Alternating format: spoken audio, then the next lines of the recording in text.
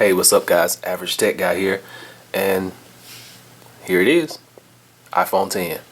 Today we're going to do a quick review of this device and we'll see if it's right for you. So since this is a brand new flagship attempt at a phone for Apple, what we're going to do is we'll run through the specs on this one. Just because it's a brand new thing and everybody will be looking at this one for the very first time. So let's jump into a few of the specs. So first off, we have to talk about the price. Now this phone comes in two different models. The 64 gig is going to run you about $1,000, and the 256, which I have here, is going to run you about $1,150. It comes in space gray and silver. Both models are the same color on the front, but here I have the space gray model, as you can see. Very nice and shiny, very reflective. Has a 5.8-inch screen, what Apple is calling a Super Retina display. They finally got some OLED technology in that screen. It has this is the first iPhone with HDR 4K capabilities. As far as being like water resistant, it's IP67 rated, so it's splash, water resistant, and dust resistant. And that water resistance only goes up to about 5 feet for about 30 minutes at a time. It's packing the A11 chip. Then that makes it really snappy, really fast, really responsive. Now let's move on to one of the biggest features, is this camera. So this is a 12 megapixel shooter, dual camera. It has a wide angle, it has a telephoto lens, and is able to do that awesome portrait mode that everybody's so hot about right now. Then we got dual optical stabilization. It does 4K recording at 24, 30, and 60 frames per second, which is extremely nice if you're trying to shoot those kids outside playing, different things like that. You want to go to the park and shoot some wildlife and things like that. You can't go wrong. 60 frames per second. It's always a big plus. Thumbs up for that, Apple. The flash, we got a quad LED flash on the front of the camera, right up here in the sensor bar. You got a 7 megapixel shooter. Now it allows for you to do the portrait mode, FaceTime, the new animojis that Apple has. The front facing camera also does 1080p recording, so big ups to Apple for that. Now this phone is available on all the major carriers. You got AT&T, Sprint, Verizon, T-Mobile, and that's a good look. But the only thing is that price point. You're gonna have to pay that upfront or outright. Whether you pay for it upfront, like I said, or whether you get on a payment plan, different things like that, you gotta pay that either $1,000 or that $1,150. So that part we don't like, because that is just too much for a phone. But that's the direction that we're moving in nowadays. These things are basically handheld computers, so I guess you gotta go with the times, roll with the punches. Now let's talk about the battery for a little bit. Apple is claiming that you can get 21 hours of talk time out of this battery, which is insane. That you'll get 12 hours of internet, 13 hours of video, and about 60 hours of audio, which that is all craziness.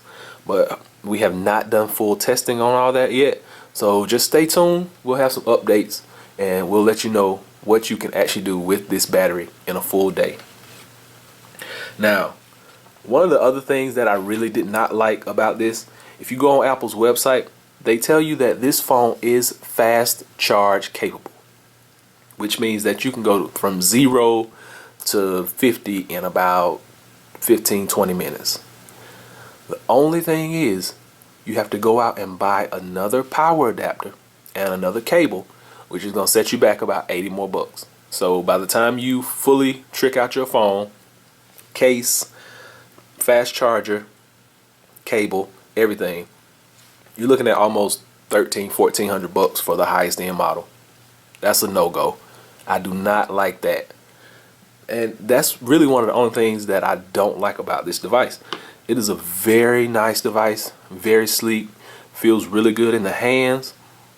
It doesn't leave those fingerprints so much, you can't really tell, but there are some fingerprints on it.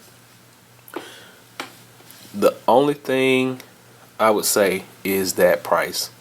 Now, Apple has done something very revolutionary with this new style iPhone. Let's dive into that next. What we're gonna do is go on to some of those gestures that actually help you use this phone on a daily basis. So the first thing we're gonna look at is that little bar that comes up down here at the bottom when you open up an application.